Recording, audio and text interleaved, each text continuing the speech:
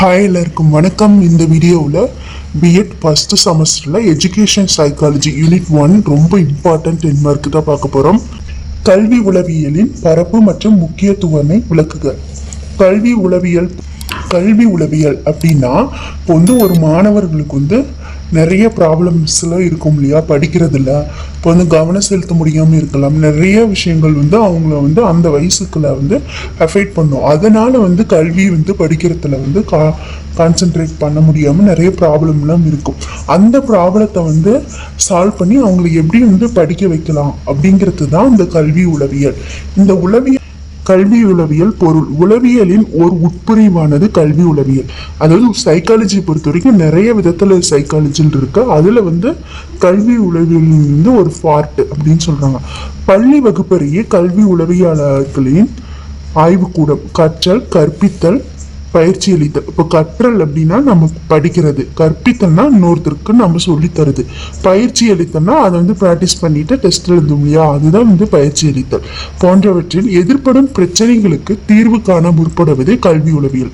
அதாவது நம்ம படிக்கிறதுலையோ இல்லைன்னா ஒரு ஆசிரியர் டீச்சிங் பண்றதுலையோ இல்லை பயிற்சி அளிக்கும் போதோ அதில் ஏதாவது மாணவர்களுக்கு ஏதாவது பிரச்சனை இருந்துச்சுன்னா அந்த பிரச்சனையை தீர்க்கறதுக்கு இந்த கல்வி உளவியல் யூஸ்ஃபுல்லாக இருக்கு.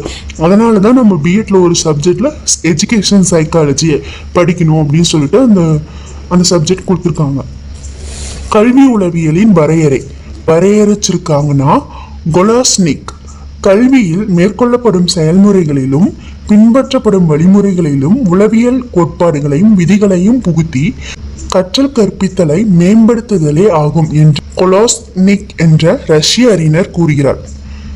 இங்க என்ன சொல்றாங்கன்னா, ஒரு கல்வி நடத்துகிற செயலில் இருந்தாலும் சரி, அது எந்த மாதிரிலாம் செயல்படணும்னு சொல்லிட்டு அதுக்குன்னு வழிமுறைகள் இருக்கும்.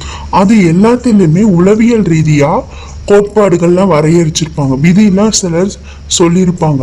அதை அந்த கற்பித்தல் கற்றல் படிக்கிறதுலையும் சொல்லித்தரத்துலையும் மேம்படுத்துவதற்கு இந்த சைக்காலஜி யூஸ் பண்ணலாம் அப்படின்னு யார் சொல்றாங்கன்னா கொலாஸ்னிக் அப்படிங்கிறவர் சொல்றாரு. இவர் யாருன்னா ரஷ்ய அறிஞரா இருக்கிறாரு. கல்வி உளவியலின் பரப்பு. கல்வி உளவியல் என்பது எப்படி கற்க வேண்டும் என்று கூறுகிறது. அதாவது என்ன சொல்றாங்க, எந்த மாதிரிலாம் படிச்சா நல்லா இம்ப்ரூவ்மெண்ட் பண்ண முடியும் நம்ம அறிவை அப்படின்னு சொல்லிட்டு எப்படிலாம் கற்பிக்கணும், எப்படி படிக்கணும் அப்படின்னு சொல்றது தான் இந்த கல்வி உளவியல். கல்வி உளவியல் கற்றல் கற்பித்தலையும் பின்பற்ற வேண்டிய வழிமுறைகளையும் செயல்பாடுகளையும் பற்றி ஈடுபாடு கொள்கிறது. அதாவது எப்படிலாம் மாணவர்களுக்கு சொல்லி தரணும், எந்த மாதிரிலாம் அவங்கள படிக்க வைக்கணும் அப்படின்னு சொல்லிட்டு இந்த கல்வி உளவியல் மூலம் செயல்படுத்துறாங்க. அந்த கொலாஸ்னிக் கருத்துப்படி கல்வி உளவியலின் உட்கூறுகள் என்னென்ன சொல்றாங்கன்னா, மாணவர்களிடையே காணப்படும் தனியால் வேறுபாடுகள். அது தனியால் வேறுபாடுனா நல்லா படிக்கிறவங்களும் இருப்பாங்க, நல்லா படிக்காதவங்களும் இருப்பாங்க, ஓரளவுக்கு நல்லா படிக்கிறவங்க இருப்பாங்க. அந்த மாதிரி ஒவ்வொருத்தரும் ஒவ்வொரு வேறுபாடுகளும் இருப்பாங்க. ஊக்கம், கற்பித்தல் முறைகள், மதிப்பிடும் முறைகளும் அவற்றின் நிறை குறைகளும், வகுப்பறை மேலாண்மை, மனநலம், ஒழுக்கத்தை உருவாக்குது. இதெல்லாம் என்னதுன்னா உட்கூறுகளா சொல்றாங்க, கல்வி உளவியலோட உட்கூறுகள். கல்வி உளவியலின் முக்கியத்துவம். ஒரு மருத்துவர் தன் நோயாளிக்கு சிகிச்சை தொடங்குவதற்கு முன் அவரை பற்றி முழுமையான விவரங்களை எந்த அளவுக்கு தெரிந்து வைத்திருக்க வேண்டுமோ அந்த அளவுக்கு கற்பிப்பதற்கு முன் ஆசிரியர் தன் மாணவர்கள் பற்றிய இயல்புகளை தெரிந்து வைத்திருக்க வேண்டும். அதாவது ஒரு ஹாஸ்பிட்டல் போனோம்னா எதனால நோய் வந்துருச்சு, என்ன காரணம், என்ன சாப்பிட்டீங்க, எப்படி இருக்கு, அந்த மாதிரி நிறைய கொஸ்டின் கேட்பாங்க இல்லையா. அது மாதிரி தான் நம்ம ஒரு ஸ்டூடெண்ட்டுக்கு கிளாஸ் நடத்தும் போது அவர் நம்ம எந்த மாதிரிலாம் படிக்கிறான், அவங்க எந்த மாதிரி ஆளு அப்படின்னு சொல்லிட்டு அவங்களுடைய பண்பு நல இயல்புகள்லாம் இருக்கு இல்லையா, அதெல்லாம் தெரிஞ்சுக்கிட்டு அதுக்கு ஏற்ற மாதிரி தான் கிளாஸ் நடத்தணும் அப்படின்னு சொல்றாங்க. அதுக்காக தான் இந்த கல்வி உளவியல் யூஸ்ஃபுல்லா இருக்கு. குழந்தைகள் குழவி பருவம், பிள்ளை பருவம், குமர பருவம் ஆகியவற்றை கடக்கும் போது அந்தந்த பருவத்திற்கேற்ற இயல்புகளை அறிந்து அவற்றை கற்பித்தலின் முறைகளில் பயன்படுத்தி தேர்வு செய்யப்பட்ட கல்வி இலக்குகளை அடையும் வண்ணம் மாணவர்கள் நடத்தையை உருவாக்கும் கல்வியை உளவியல் ஆசிரியருக்கு உதவுகிறது. அதாவது குழவி பருவம்னா இந்த குழந்தை பருவம், பிள்ளை பருவம், குமர் பருவம், இப்போ ஒவ்வொரு பருவத்துக்கு ஏற்ற மாதிரி மாணவர்களோட வந்து மெண்டல் இருக்கும் இல்லையா, அதனால வந்து அவங்களுக்கு ஏற்ற மாதிரி அந்தந்த வயசுக்கு ஏற்ற மாதிரி சொல்லி தரணும். கற்பித்தல் முறைகளை வந்து பயன்படுத்தி டீச்சர்ஸ் வந்து சொல்லி தரணும். மாணவர்களின் நடத்தையை உருவாக்கும்னா இப்போ வந்து நல்லா படிக்கிறாங்க, படிக்க வச்சு அவங்களோட நல்ல ஒழுக்கத்தை ஏற்படுத்தலாம், நல்ல அறிவு கொடுக்கறது, அது மாதிரி வந்து அவங்க நடத்தையை வந்து உருவாக்கணும் அப்படின்னு சொல்றாங்க. அதுக்காக இந்த உளவியல் வந்து ஆசிரியருக்கு வந்து உதவுகிறது அப்படின்னு சொல்றாங்க. மாணவர்களுக்கிடையே காணப்படும் பல்வேறு தனியால் வேறுபாடுகளை அறிந்தும் அவற்றுக்கேற்ப அவரவர் தேவையை நிறைவு செய்யும் வண்ணம் கற்பித்தல் முறைகளை ஆசிரியர் தேர்ந்தெடுக்கவும் கல்வி உளவியல் துணை புரிகிறது. அதாவது என்ன சொல்றாங்கன்னா, மாணவர்களோட தனியான வேறுபாடு, அவங்க வந்து எதனால வந்து படிக்க முடியாம கஷ்டப்படுறான் அப்படின்னு சொல்லிட்டு ஒவ்வொரு மாணவருக்கும் ஒவ்வொரு ப்ராப்ளம் இருக்கும் இல்லையா, அந்த ப்ராப்ளத்தை வந்து சரி செய்யற மாதிரி அவங்களோட என்னென்ன தேவை, அவங்க தேவைக்கு ஏற்ற மாதிரி நம்ம சொல்லி தரணும் அப்படின்னு சொல்லிட்டு அந்த கற்பித்தல் முறையை வந்து ஆசிரியர் வந்து தேர்ந்தெடுக்கிறதுக்கு இந்த கல்வி உளவியல் துணை புரிகிறது. கற்பித்தல் அப்படின்னா டீச் பண்றது. மாணவர் கற்றலில் சிறந்து விளங்க ஆசிரியர் கற்றல் கோட்பாடுகளையும் பல்வேறு கற்றல் வழிமுறைகளையும் அவற்றின் நிறை குறைகளையும் கற்றலில் எதிர்ப்படும் இடையூறுகளையும் அவற்றை நீங்கும் வழிமுறைகளையும் அறிந்து வைத்திருக்க வேண்டும். அதாவது இருக்கிறாங்கன்னா அது எந்த மாதிரிலாம் படிக்கலாம், அதில் என்ன நிறைய மாணவர்கள் ஏன் படிக்கிறதுல வந்து கஷ்டப்படுறாங்க, அவங்க வந்து எதனால நல்லா படிக்கிறாங்க, எதனால நல்லா படிக்க முடியல அப்படின்னு சொல்லிட்டு அவங்க நிறை குறைகளையும், இப்போ வந்து ஏதாவது ப்ராப்ளம்லாம் இருக்கும் இல்லையா படிக்கிறதுல, நல்லா படிக்க முடியாமல் இருக்கலாம், ஏதாவது ஒன்று ஃபேமிலி சுச்சுவேஷனால கூட படிக்காமல் இருக்கலாம், அந்த மாதிரி அவரோட எதிர்படும் இடையூறுகள்லாம் இருக்கு இல்லையா, அதை வந்து என்னென்ன இடையூறு இருக்கு அப்படின்னு சொல்லிட்டு அதை வந்து தெரிஞ்சுக்கிறதுக்கும் இது பயன்படுகிறது. அது தெரிஞ்சுக்கிட்டு அதுக்கு நீக்கிறதுக்கான வழிமுறைகளையும் இந்த கல்வி உளவியல் வந்து நமக்கு தருது அப்படின்னு சொல்றாங்க. மாணவர்களது பொருத்தப்பாடற்ற நடத்தையை, அதாவது பொருத்தப்பாடற்ற நடத்தைனா அவங்க வந்து ஒழுக்கம் இல்லாமல் இருக்கலாம், அந்த மாதிரி வந்து தவறான எண்ணங்கள்ல இல்லை ஏதோ ஒரு நடவடிக்கையில வந்து ஏதாவது தவறு இருந்துச்சுன்னா அதை கண்டறிஞ்சு அதுக்கேற்ற மாதிரி வந்து அவங்கள வந்து மாற்றலாம். அதற்கான அடிப்படை காரணங்களை இனம் கண்டு நீக்கி, அது என்ன பிரச்சனையோ அதை நீக்கிட்டு அவங்களோட ஆளுமை வளர்ச்சியை செழுமைப்படுத்திட கல்வி உளவியல் ஆசிரியருக்கு உதவுகிறது.